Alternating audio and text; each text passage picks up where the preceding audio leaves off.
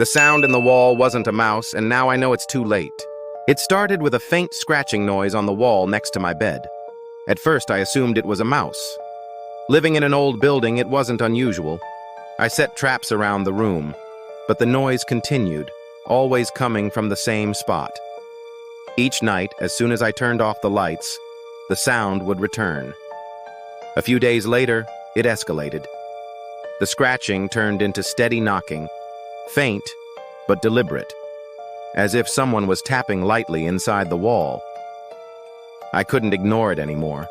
I called maintenance, and they reassured me it was probably a trapped animal. They promised to send someone to open the wall, but no one showed up. That night, the knocking grew louder. At 3:00 a.m., a violent bang woke me up, making me think the wall might give way. Frustrated and scared, I grabbed a flashlight and a knife, deciding to deal with it myself. If it was an animal, I'd free it. I peeled away the old paint and began cutting into the drywall. When I made a hole big enough, I shone the flashlight inside. What I saw froze me in place.